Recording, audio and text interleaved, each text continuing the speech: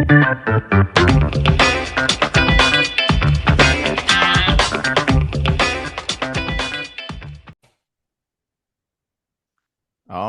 right. Welcome back to another episode of the Real Estate Investing Club. I hope you guys are having a great day, whatever day it is for you. It is always Friday here on the podcast, so we're bringing that Friday energy to you.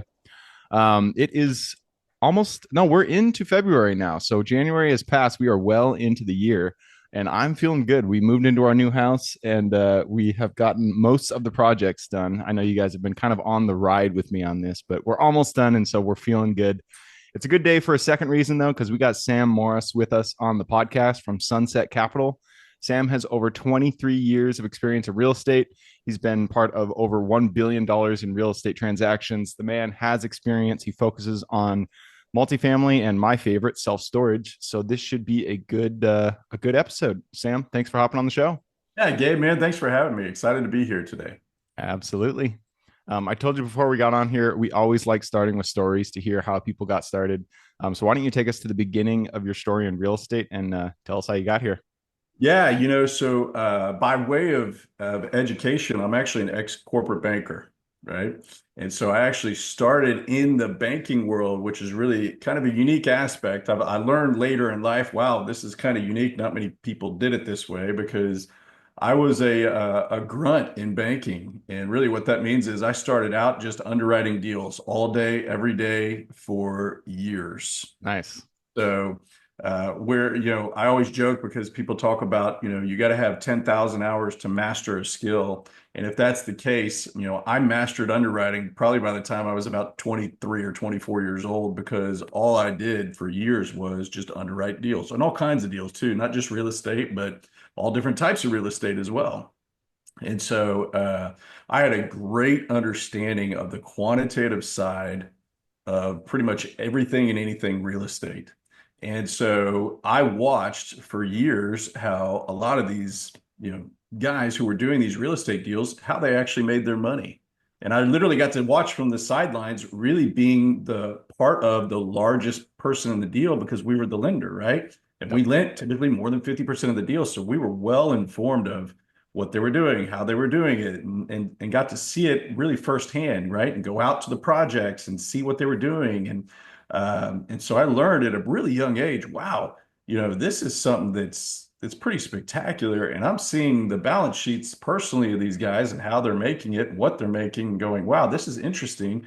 And so at a young age in my 20s, so I started investing in some of these larger projects too that I was able to find locally in our area. And so I started in the multifamily realm back in 2007, investing what I had into, whatever deals we could find, knowing, all right, I want to know who the sponsor is, what types of deals they are, and knowing how to underwrite the deals and feeling pretty confident about it. So I started as a passive investor, not unlike the bulk of other investors that we have at Sunset Capital. Very And cool. that's how I actually got my start in real estate.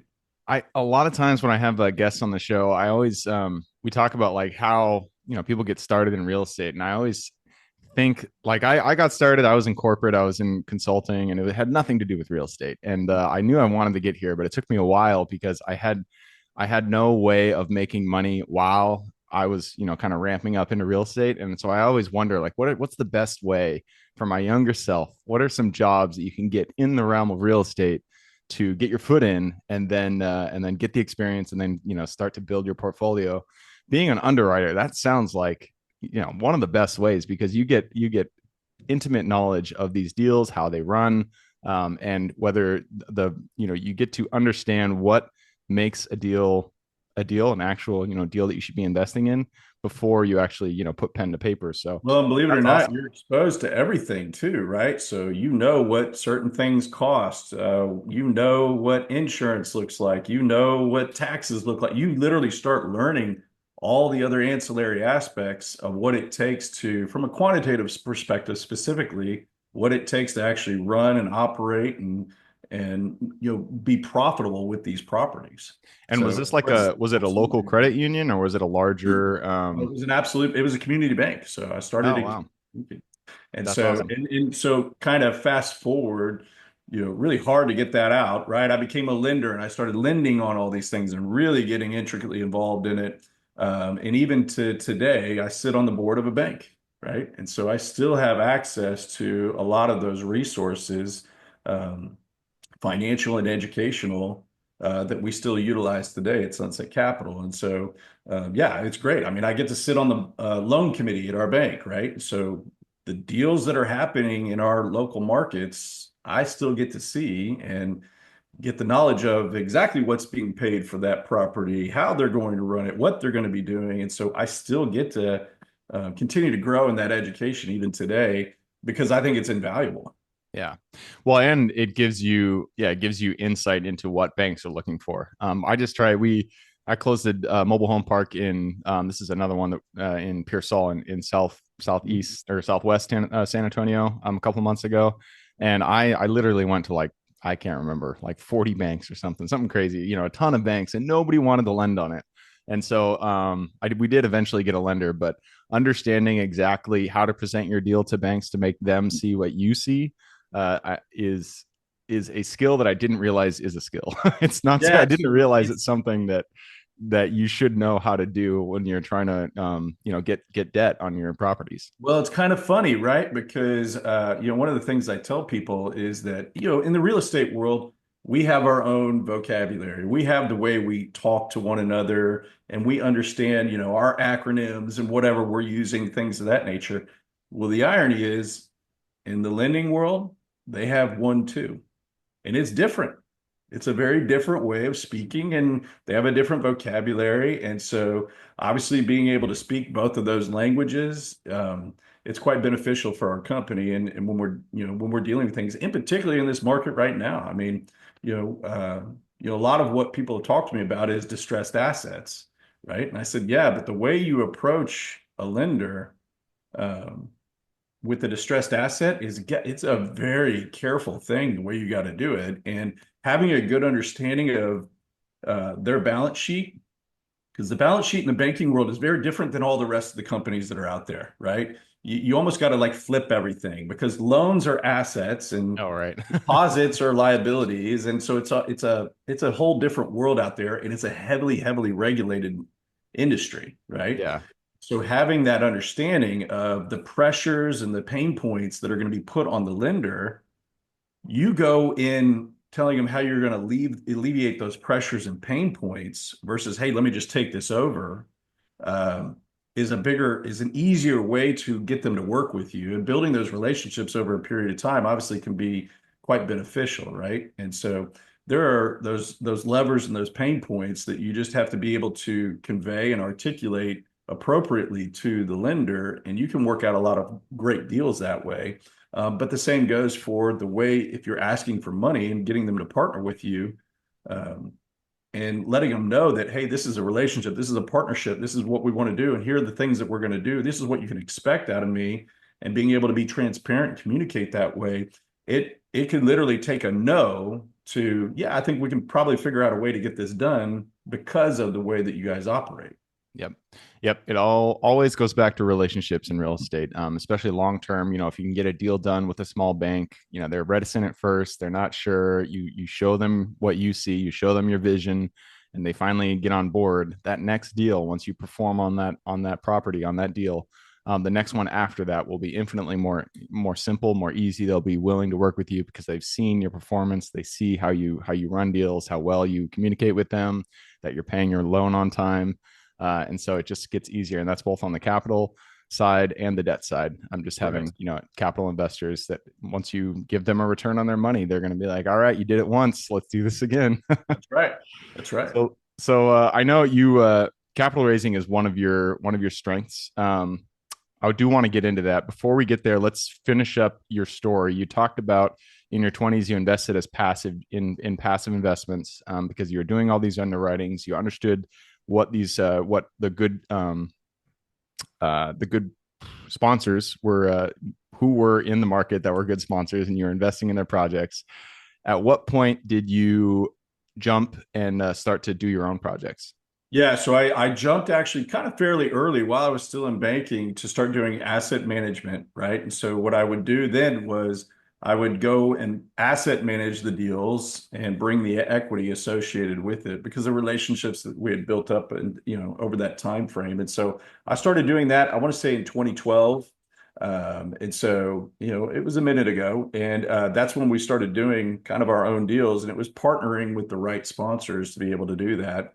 And knowing that I could, work with it, and we're kind of on the same page. A lot of it's just communication. I mean, that alleviates a lot of future potential issues when you're able to do that. And so we started doing that, and it kind of just grew from there. And in 2018, I sold the last bank I was at, and then went full time into it. And so kind of been doing it ever since. So. Nice, man. I love it. And I'm sure you got started in multifamily. At what point did you start putting your toes into self-storage? Yeah, self-storage was actually fairly soon after. I mean, we started doing, I think the first deal we did with there was in 19. And so as of today, we got a little over 2,000 units now that I'm the lead GP on. And we absolutely love self-storage. It's a different type of operating than multifamily, but returns are somewhat similar, just maybe a little bit different the way that we provide the returns.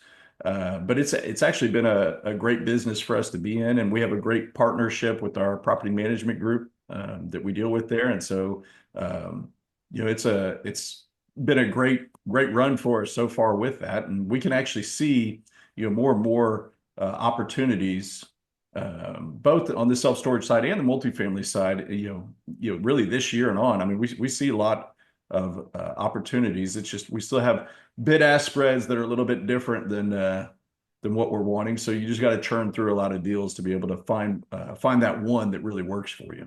Yeah. Yeah. Even with interest rates still relatively high, everybody that comes on the show, they're very bullish on the next couple of years. They think bright horizons Yeah, that deals are going to and I keep have coming. I would say my thought, at least on interest rates, and I maybe have a little bit more of a unique pining to it, I guess, just because we get to talk to federal regulators being on the board of a bank and kind of have an understanding of what they're thinking too. It feels more that we're in a normal, I mean, I would call it normal interest rate market right now. And this would be a time frame where you need to make your deal work for these types of interest rates and not really anticipate, a massive decrease 4%. where we're at today or anything like that. But that we're in a range that would probably be considered normal right now. Yeah. And this is really where deals need to be able to be working. So. Yeah. Yeah. I bought my first commercial property in 2019. And so I've been doing this for 6 years now. And 2019 to 2024, my normal quote unquote is 3 to 4% interest. And so I was talking with my dad about this, and he was telling me, like, when he bought his house I can't remember, in the 90s, interest rates were double digits, and Sure. that 3 and 4% is not something you should ever expect to see again. It's not something normal. And it kind of puts it all into perspective that 7% is not, it might be high, a little bit high, but it is near normal at what interest rate should be. So if you're waiting for interest rates to drop, that's just not the right strategy to go about. I mean, you can go back. I mean, you go back even to the early 80s, right? I mean, interest rates on homes were 18%. I mean, that's just, yeah. I mean, that wasn't, that was a time of high inflation, right? Um, but we also had wage growth that was tremendous as well. Now we're in a situation where, inflation has been coming down, and so is the wage growth associated with it, but the interest rates are still high from a comparative perspective. And so it truly means that there could be even a slower market until, we kind of get that normalization, and that just takes time. A lot of people will tell you that that the Fed's done just a terrible job handling all this, and you'll see all kinds of opinions associated with it. I mean, my opinion is they've actually done pretty well with what they've had. And so obviously we have a new administration that's now started, and things will change associated with that. And I mean, I think there's a lot of consensus that, it would be good for commercial real estate, whatever ends up occurring. But, there are going to be things that are good and things that are not so good. And, at a macro level, we just have to kind of be cognizant of what's going on and really control the things that are controllable for us. So. Yeah. So where do you guys invest? Are you only invested in Texas or do you invest nationally? We're in the state of Texas. When it comes to storage, though, we will go outside the state. We just haven't found those opportunities just yet of what we really are wanting. But we do look at deals outside the state all the time. But for multifamily, we stay in the state of Texas. It's just if we leave the state, I would tell you we have a knowledge gap, which is just, it's a fancy way of saying we don't know all the other markets, but we know the Texas, markets really well. And so we typically stay in our lane and want to invest in what we know. So. Yep. Yeah, absolutely. So let's go back to capital raising. It's one of Okay. the skills that is it's difficult to master, but it is so important because when you get started, you do your first couple of deals with your own cash, with maybe your family's cash, your uncles, your parents, your brothers and sisters. But then you get to a point where you're stuck because you don't have any more money. And so you need to go outside of your immediate circle to start raising capital from strangers. It's a scary jump. It's something that everybody, when you do it, it takes some balls, but once you get it done, it definitely does open doors. It opens opportunities and the different types of deals that you can do. So let's talk about syndications and about raising capital.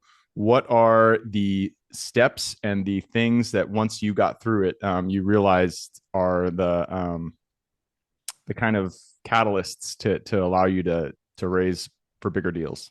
Yeah, so there are a couple things there. One, I would tell you is if you have an opportunity that's really is that great, right? Um, Instead of please sir, can I have money? It's more of a, hey, I have something that's pretty valuable here. Now I'm willing to invite you to come and join us to be a part of this. And it's, I'm going to get the benefit from you joining us, but you're also going to get a large benefit from being a part of this too. And so, and that maybe is a little bit of a mindset shift from a standpoint of, oh man, I got to go out there and go beg and plead and get all this money. It's no, I mean, I have something that's pretty valuable here that I'm willing to allow you to be a part of too. And so, when we go out and find deals that we think are pretty substantial, I mean, it becomes one of those things of, hey, look, we're offering this and we've already vetted a lot of you to be potential partners and, here's what it is. And, if you want to come and do another deal with this, we'd be happy to have you. And if not, that's okay. There's going to be other people that are going to help, they're going to desire to be a part of this too. And so part of the way, I guess, the way you just described it is, there's a mindset shift there going, look, I have something of value I'm going to be willing to offer. Yeah. But the other aspect of that too is that's after you've already taken all the steps. You have an SEC attorney look over everything. You're making sure you are in full compliance with everything that you're doing, and that you're able to convey the message of what that deal is, right? And the way you articulate that. And so what I would also tell you is, I started this, I started raising money long before 2012. I'll put it that way. 2012 was a big change in the market. That's when the Jobs Act was passed. And so that's when crowdfunding became legal to do. Mm. Before that, it was handshakes. I got to know you. You got to know me. There's Oh, none of this like we're going on to, social media and saying, come do my deal. It was the way that we actually raised money in the past was, no, we really got to have a true relationship here. And let me explain to you what I do. And we built our base one person at a time that way. And interesting. so, yeah. And so for the most part, I love it. People will always say, my gosh, it feels like you're an overnight success. I'm like, well, yeah, I guess if 20 years is your overnight success barometer, right? No, we were able to do deals for a long period of time with a lot of people, and it becomes a snowball effect, right? You do well for a few people, and guess what? They're going to tell a few more people, and you're going to be able to grow it that way. And so for me, we never really have, we don't really market to the masses. We market to the few, because I'd rather have one person who's going to just do every deal with us, and we know we connect well, we work well, they get what they need, we get what we need. I'd rather have that person than go market to 10,000, Yeah. right? So Who I you just don't know if they're going to join us or not. And so we, it's more of a contrarian point of view probably than what's out there right now, because we actually focused on the individual. We focus smaller, right? We focus, all right, here's what we can do to make sure. And then we want to make sure it's the right investment, So if we get somebody in here who, you know, they don't, all they care about is cash flow. Well, a new development deal may not be ideal and an ideal investment for them. And we would say, hey, look, for this probably isn't a good investment for you because it doesn't fit your thesis, right? Of what you're looking for and what you want to do. And that's okay because we'll have something else down the line that will fit what you do. Um, and I would tell you, our investors appreciate that kind of approach way more than just, hey, we need money from everybody and every deal is just wonderful and great. It's no, let's make sure it's going to work for both of us, right? Yeah. Because it does me no good if we're in it 6 months and you go, man, I really needed this, and I go, well, that's not what this was, right? So we do a good job of, hey, here's what the deal is, here's what your expectations should be, and on an ongoing basis, this is what it would be as well. So Yeah. And you've mentioned clear communication multiple times in this podcast already, and so it sounds like that's one of the pillars of your capital raising is just communicating clearly, developing those relationships over time. So on that note, what do you have systems and processes in place for once they are part of the deal? Is there a cadence that you follow for how often you absolutely. communicate, what you communicate? How do you make sure that the investor feels confident that their deal is moving, and that you're treating their money the way that they Yeah. hope? So for us, if you're in a deal with us, you're going to get quarterly updates on that deal no matter what. And there is actually a very specific system of what we're reporting on. So it could be, hey, let me give you the overview for the quarter. Let me tell you what's happened with the financials over the quarter. Let me tell you performance wise what it's looked like. Let me tell you what's going on with distributions. And let me tell you the look ahead. Here's what's going on, or here's what we're going to have focus for the next quarter. That's on every single deal we do. Every single month, we're also sending them another newsletter going, hey, here's what's going on with the company. Here's what we're seeing with things. Here's some opportunities that are coming up. Here's what's going on in the market in general. And the bulk of that content, which is really interesting, of our monthly newsletter actually comes from our investors, meaning they will ask questions throughout the month or through whatever it may be.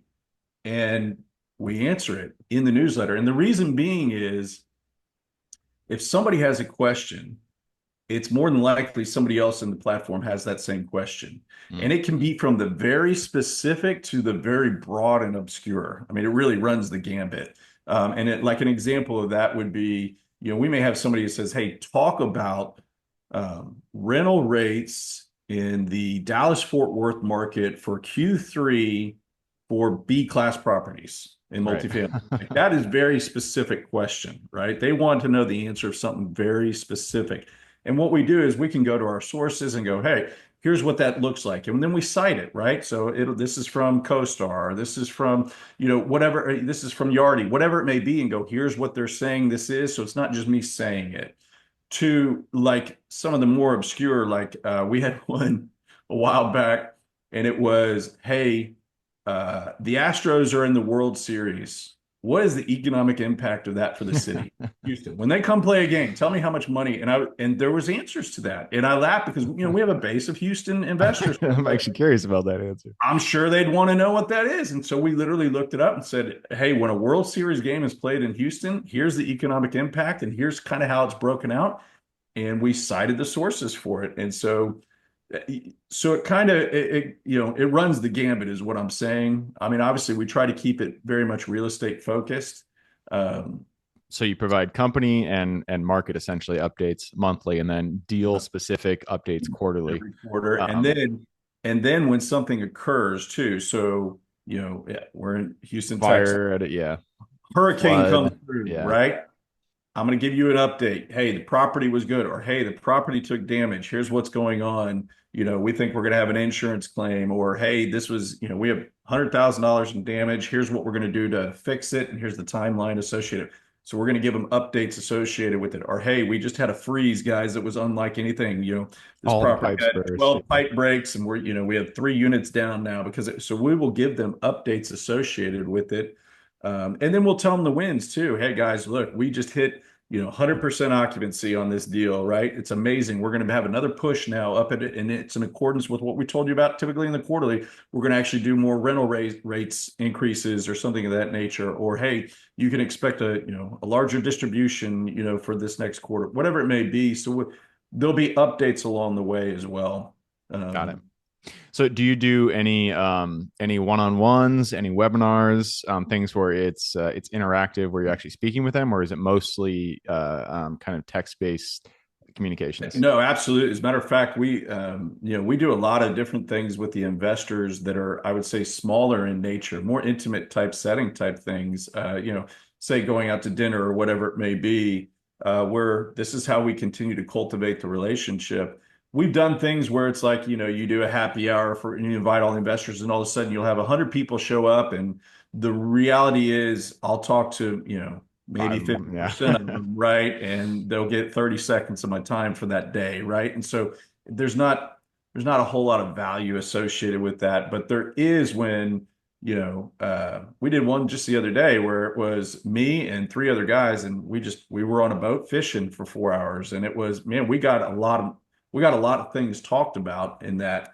I had lunch with a father-son tandem last week, right? And they're both investors with us, and it was great to just sit down, have lunch, and break bread and figure out what their expectations were for 25 and what they were going to be looking for. And then we notate all this stuff. So we have a system put together that, hey, I went to lunch, here's what happened, and noting like this is what they're looking for. And so when we do have something, those would pop up and go, hey, this is an opportunity for this person. Let's make sure that they know about it or follow up with them to see if they have any questions associated with the deal that may be launching. Nice. Yeah, I'm trying to get better at taking notes on absolutely everything that has to do that occurs around a deal, and any interaction you have, any call you make, it's so useful. And I feel like AI will actually improve this eventually if you get all this in your system. I'm sure AI eventually will say, "Hey, this happened. You might want to be thinking about this, yada yada." But that's for another podcast. No, yeah, and Um, there's CRMs that have that allow you to track all that stuff fairly easily. yeah. So, All right. Well, I just took a peek at the clock. It looks like we have run it down. So it's time to jump into the quick question round. Are you ready? okay. All right. Starts with education. Could be All any right. form, could be a conference you've gone to, a mentorship program you've been a part of, movie you've seen, book you've read, anything. But I need two recommendations, one for general life wisdom and then one for real estate. Okay. I can tell you last week I was at NMHC. So Yeah. NMHC is National Multifamily Housing Conference. It's in Las Vegas. It is the mecca for all things multifamily. It's the kickoff for the whole year too. We do a lot of conferences each and every year. I speak at a lot of conferences each and every year. Did another local one here last weekend. But for the masses, right? I mean, I would tell you educationally, there's a ton of books. I mean, you're talking real estate. Everybody knows Rich Dad Poor Dad's probably one of the most commonly ones. I like shorter read, Richest Man in Babylon. There's another book, real estate specific. But if you're talking more general knowledge type things, I'm a pretty avid reader. So I would say things like Atomic Habits by James Clear. And I would say there's a ton of them out there. My gosh, there's Yeah. so many. It's great. It's all right. You've already given a good Collins, number of them, but Leaders Eat Last, Simon Sinek. I mean, there's a ton of books that are out there. Some other ones that maybe are a little bit different when you're running your own business too. There's a book by Peter Greer called Mission Drift, mm, and it's really interesting because it'll go through kind of and it's actually more of a biblically based book too, but it'll go through more of hey, when these companies started or organizations started, here was their clear mission from the get-go. And it just showed over time how they drifted from the mission and some of the things that impacted that. And so, really getting focused on what you want to do in business is a big deal. And so understanding there are a lot of elements that can help, make you drift from your mission, and being able to stay true to your mission, kind of a big deal, right? And that was a good book associated with that. nice. And it's called Mission Drift. Mission Drift. Yeah, All right. by Peter Greer. That's a good one. I'll have to pick that up. Yeah. All right, next question is for your younger self. Let's go back to the Sam who was just getting started, his first day on the job, doing that underwriting at the bank. Go back to him, look him in the eye, give him one piece of advice moving forward. Yeah, I mean, stay at it because it was one of those things where I would get discouraged as a younger guy, going, man, all I'm doing is this all day, every day, not really realizing, hey, this is an educational opportunity for you. You are learning not just this aspect of it and banking aspect of it, but there are so many other things that you are learning right now. Take People it you're in. meeting. Yeah. Really be a sponge and really listen to everything. Take it all in because that's really what you should be doing at this age. You're 22 years old. You don't know it, bud. You don't know what you don't know. And so literally just listen to everything you can. Take it all in and follow what your training is because you are going to learn more than you ever realized if you just get at it. Yeah. So Yeah, it's hard. It's a hard question to answer because when you're younger, looking back, I always think like I always wanted to be to the next step, but that was where you're at when you're younger. That is the step that you need to be at, and you need to yeah, be. It's hard to kind of balance that desire to move forward versus really engaging with where you're at. And so that's right. that is good It's advice going for to a younger provide the self. staircase to get to the next step, right? I mean, that's really what it is. Yep. All right. Next question is about the US. It's a big place. There is a lot of opportunity out there. Give me the single metro you're most excited about investing in today. Believe it or not, as shocking and as self-serving as it is, it's Houston. And the irony is, um, I think Houston could be one of the strongest markets in 2025. And the reason being is it's chewed through so much of the supply Mm, that we've had, and you're now starting to see that imbalance, go the other way. And so we think rental rates are going to start rising here faster than what we anticipated. There's still being a tremendous amount of jobs being created here in Houston, which when you have jobs, you have a need for housing, you have a need for storage, you have a need for everything associated with it. And there's going to continue to be an imbalance the other way. I think it's going to flip faster. And so from a Sun Belt perspective, I think Houston's going to be one of the strongest ones. Looking outside of the Sun Belt, as ironic as it sounds, Chicago looks pretty amazing, and so does Boston, which are hmm. two markets we're not in, and we probably wouldn't go in just because we don't have all the knowledge for it. But from a numbers perspective and a metrics perspective, they're actually really strong with what we're seeing. And so, I would say that out of those three, that's really what it is. Yeah. And as self-serving it is because we do have assets in Houston. It actually looks like it's poised for some significant growth for this year. Yeah. So And Houston is a massive city. I flew into Houston a little while ago. I think it was last year. And I was just blown away at how big that city is. It's like an LA. Well, probably. 125 square miles. It is a Yeah. big It's city. crazy. And you're actually the first person to ever say Chicago and Boston, actually. Your It's episode weird, right? 500 Because something. Yeah. the numbers suggest that they're going to have great years. That's So, crazy. Huh. yeah, and I'm not a fan of Chicago. I like Boston, but if you look at their metrics and their numbers, it's impressive right now. All right. Well, there you go. All right. Next question is about finding the deal. It all starts with getting in contact with the seller and penning that purchase agreement. So, what is your favorite way to generate leads and find new deals? Yeah, so we deal with larger properties, and I would just say you've got to have the broker relationships to be able to do it when you're buying some of these larger deals. And so it's really more of staying in front of them and continually letting them know, hey, this is where our buy box is. Hey guys, we're ready to go. Hey guys, what do you have? Hey, is there anything coming up? And so, because they're constantly staying in front of the sellers, right? And most of us, when we have big projects, we're going to list it with a broker, right? That's just the way our world works. And so, I like the NMHC. I mean, it was a sit down with every one of our brokers for the state of Texas. I mean, that's what we did over those few days. And I would tell you, we continually work those relationships so that we know what's going on, Yeah. in our markets. I focus more on like the $1 to $5 million deal range, and for some reason, up until just probably 6, 8 months ago, I thought that the only way to get good deals was to do off market lead gen. And so I had a cold calling team. I was doing mailers, all this stuff. We got deals done, but it wasn't until 8 months ago or so when I just decided to start calling brokers, making relationships.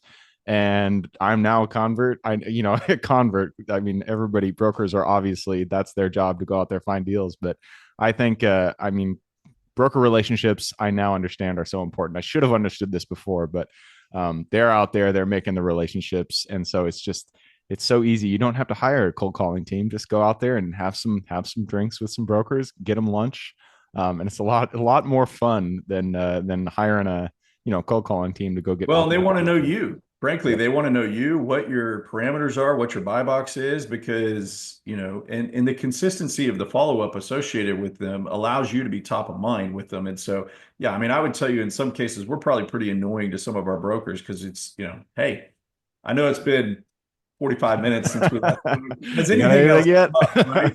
I mean, it's okay to get to that point, but you're letting them know, hey, I'm eager. Keep me at top of mind and let me know what's going on. And you'll also begin to find that different brokers, they really specialize in different things as well. And so you kind of figure out who's doing what, how they're doing it, and what they're looking for. And you really just want to be top of mind for that broker when they're about to get something or thinking about getting something, or because in certain cases for sure we'll have a broker approach us and go, hey, I'm supposed to test the market on this deal. They're allowing me to show it to three groups only. They just want to show me who the buyer could be out of these three. We tell them, hey, we think there's three groups, show it to those three only, don't push it out in the market. And so you want to be top of mind for these guys because there are deals that occur that way. Yep. Yeah, and brokers will always go back to the person who they know will close. That's their priority, is getting a deal done. And so if you perform with them, you're going to be top of mind. And so that's why it's so important to treat broker relationships well. All right, I'm going to take that and move us on to the next question. This is about lessons learned. Not every deal we get into goes the way we expect it. In fact, most of the time, something goes wrong and we get to learn a lesson. So, what was a deal that went a little bit sideways for you guys? And then what was the lesson you pulled from it? Yeah, so one of the first deals I ever invested in as an LP too. We bought it, and the very next month, I mean, the very next month, we had a major hurricane come through Houston. Oh, It went from 100% leased to 12% leased in 1 month. wow. Jeez. And at the time, I'm 26, 27 years old going, did I just lose every dollar I just put into this thing? Um, and I got a great education rather quickly of why you have insurance, how you deal with insurance, the things that you need to do to make sure your safety and soundness is in place and life safety items are taken care of, and protecting, your resident base and what you're required to do as a landlord for that resident base. And so it was one of those things. It was scary for several months. Um, but what I will tell you is on the backside of that, it ended up being it was a great, wonderful thing. But going through that process, wow, that was scary. Wow, we had to have a lot of communication, more so than you would realize. Um, so we knew what was going on, how we were handling it, what we were doing to provide for it, what was going to be needed to be able to get out of this, and the expectations for the timeframes associated with that. And so, yeah, you'll never really get a better education than going through something like that to go, all right, I'm going to learn about insurance today. And you start reading through policies and going, man, I may have just taken the broker's word for it and things like that, that this is what we have, but what does this actually mean now? And you start reading through hundreds of pages of legalese and going, oh, okay, now I have a greater understanding of all this stuff. Yeah.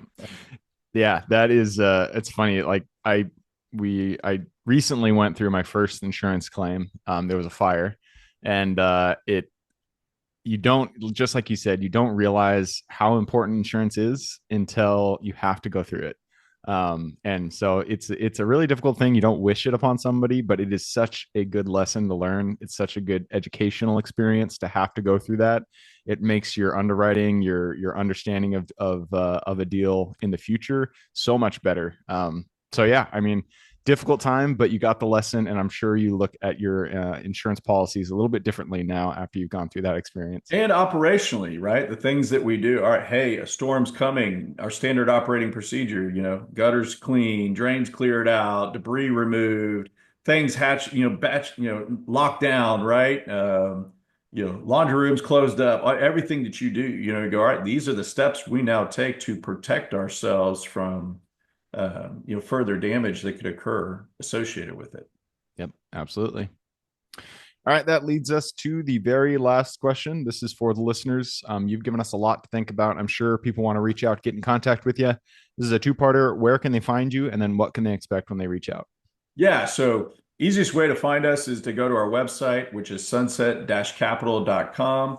And if you are actually able to join our platform, you can expect to start getting that monthly newsletter and being in contact with us and having the opportunity to actually have a phone call with me or somebody else on our team. And we can kind of learn a little bit more about you and have the ability to actually see the deals that we're going to be able to offer. So, Perfect.